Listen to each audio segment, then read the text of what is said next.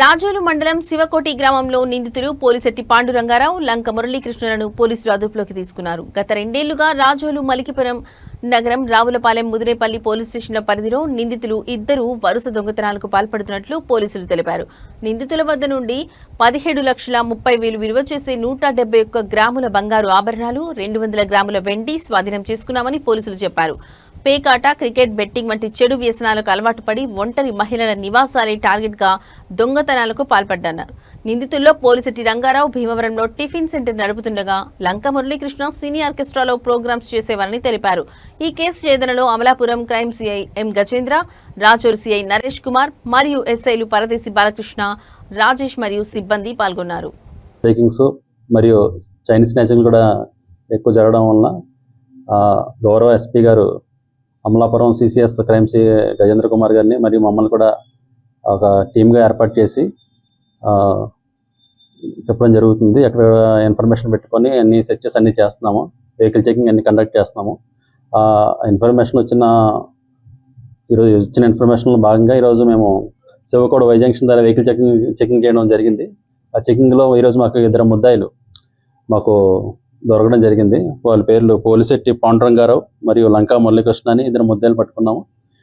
వీళ్ళిద్దరు కూడా గతంలో ఇక్కడ మన తాటిపాక నైట్ హౌస్ బ్రేకింగ్ ఒకటి జరిగింది. దాంట్లో వీళ్ళు ముద్దాయిలుగా ఉన్నారు. వాళ్ళ దగ్గర నుంచి ప్రాపర్టీ సీజ్ చేయడం జరిగింది. తర్వాత ఫర్దర్గా వీళ్ళు ఇంట్రాగేషన్లో చెప్పడం ఏం జరిగిందంటే, ఒక 5 స్నాచింగ్లు కూడా వీళ్ళు చేయడం జరిగింది. నగరం police station, Malkipuram police station, Ravulapalem police station, అదేవిధంగా రాజోల్ పోలీస్ స్టేషన్ పరిధిలో మరియు ముదినేపల్లి పోలీస్ స్టేషన్ పరిధిలో కూడా వీళ్ళు చైన్ స్నాచింగ్ చేయడం జరిగింది. ఇవన్నింటిలో కూడా ప్రాపర్టీని కూడా రికవరీ చేయడం జరిగింది.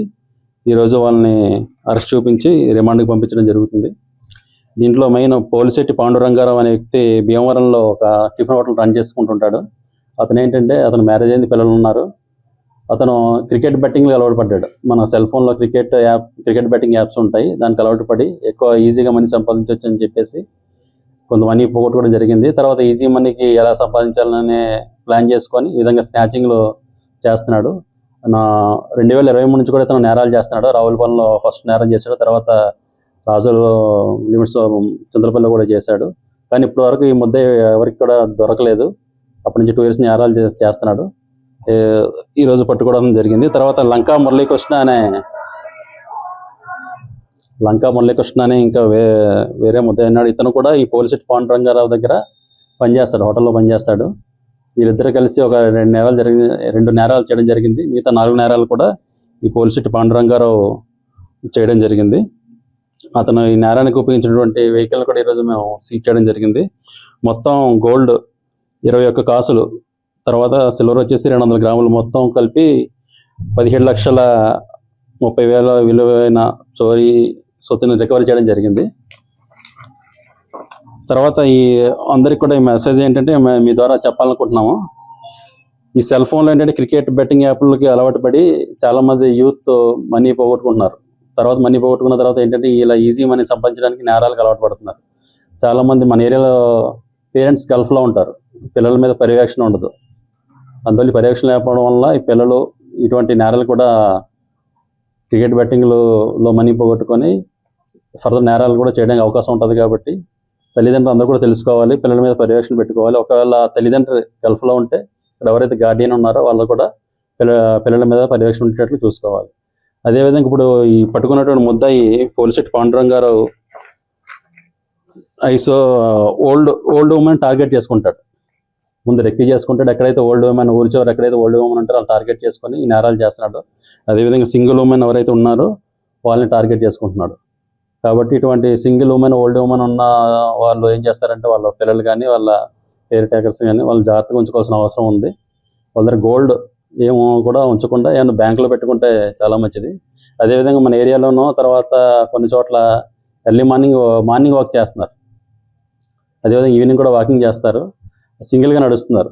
మెడలో చైన్ ఉంటుంది, అది గోల్డ్ ఆర్నమెంట్స్ ఉంటాయి. ఇవన్నీ కూడా ఉండడం వల్ల ఏంటంటే ఇటువంటి నేరాలు చేయడానికి ఎక్కువ అవకాశం ఉంటుంది. కాబట్టి అందరూ కూడా ఈ జరిగే నేరాలను దృష్టిలో పెట్టుకొని గోల్డ్ను భద్రపరచుకోవాల్సిన అవసరం ఉంది. అదేవిధంగా ఈ తాటిపాకలో నేరం జరిగింది. ఈ నైట్ హెచ్బి ఎలా జరిగిందంటే, ఆవిడ తాళం తీసి ఇంటి బయట పెట్టింది. రోజు అదే విధంగా పెడతారు, తాళం వేయడం, ఇంటి బయట పెట్టడం. ఇతను ఏంటంటే సినిమాకి వచ్చాడు, ఆ రోజు సినిమా థియేటర్ ఆపోజిట్లో ఉంది. అతను టాయిలెట్కి వచ్చి బయట నుంచి టాయిలెట్ వేసుకున్నట్టు చూస్తే ఈవిడ తాళం పెట్టడం గమనించాడు. గమనించి వచ్చి మళ్ళీ అతను ఆ ఇంటికి వచ్చి తాళం పైకి వెళ్ళి తాళం తీసుకుని లోనికి వెళ్ళి నేరం చేసి మళ్ళీ తాళం అక్కడ పెట్టేసి వెళ్ళిపోయాడు. చాలామంది ఇదే విధంగా చేస్తున్నారు. ఏంటంటే తాళం వేయడం బయట ఏదైనా డస్ట్బిన్ కింద కానీ, లేకపోతే ఏదైనా షూ కింద కానీ, లేదా ఎక్కడైనా కబోర్డ్లో కానీ పెడుతున్నారు. ఈ విధంగా ఎవరు కూడా కీ వేసిన తర్వాత తాళాలు తమతను తీసుకెళ్ళిపోవాలి. అక్కడ దానివల్ల తాళం వేయడం వల్ల ఉపయోగం లేదు. ఇలాంటివి చేస్తే ఫర్దర్గా నేరాలు జరగడం కూడా అవకాశం ఉంటుంది. కాబట్టి ప్రజలందరూ కూడా గమనించాల్సింది ఏంటంటే, ఇటువంటి నేరాలు మేము జరుగుతున్నాయి కాబట్టి అందరూ కూడా జాగ్రత్తగా ఉండాలని, ఎవరైనా ఊరెళ్ళేటప్పుడు గోల్డ్ కూడా భద్రపరచుకోవాలి.